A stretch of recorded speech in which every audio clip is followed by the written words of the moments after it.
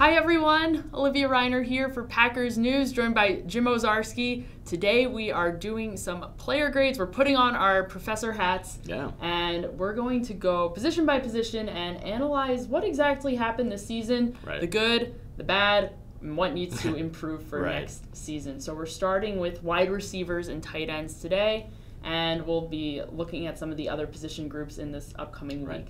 So why don't we start talking about the good? And the obvious bright spot this season was Davante Adams. Caught over 100 passes for over 1,000 yards. What was so impressive about him this season? Yeah, he finally took that elite receiver step this year. I mean, he got the contract extension and then played up to it, lived up to it. And honestly, Olivia, I think one of the big things for Davante Adams was the route running, the footwork.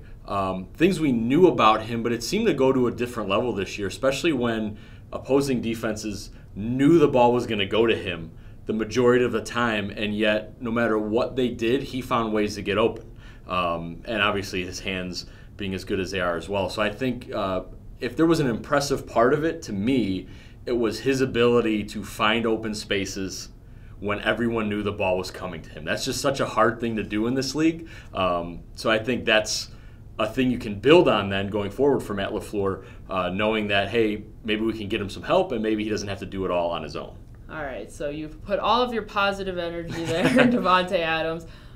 From what I saw of all of your player grades, of all of the ones that you wrote, you only gave an A to Davante Adams. Everyone else got a little bit more critical. So what was going on with all of the other wide receivers and tight ends this season? Yeah, I mean, fast starts for Geronimo Allison and Randall Cobb. Unfortunately, injuries really derailed their seasons.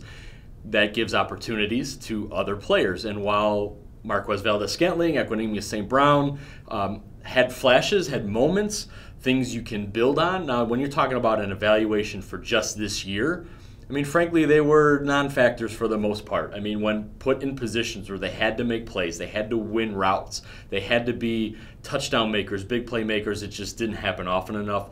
And of course, you go to the tight ends, Olivia, and Jimmy Graham, statistically, one of the better seasons for a tight end in recent Packers history.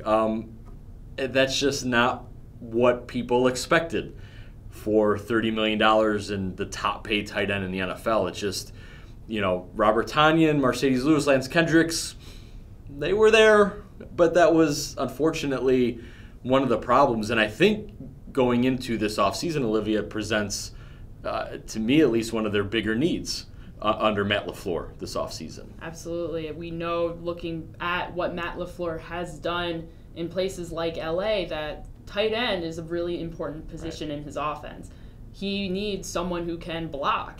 And that's something that we didn't necessarily see a strong suit out of with Jimmy Graham. Whether or not that was because of his thumb injury or if there was some other reason, we didn't really see a lot of strong blocking from Jimmy Graham. So it's going to be important for Matt LaFleur to find that strong blocking tight end in the offseason, whether it is through free agency, through the draft. I would expect him to be looking for I would think so, yeah, for sure. Absolutely. So that's all we have today for wide receivers, tight ends. We'll be talking about all the other position groups in the upcoming week. So please head on over to Packers News. You're probably already there, but make sure you're scrolling around, clicking around, keep posted to our website. We'll be looking at everybody else. Thanks so much for joining us. We'll see you next time.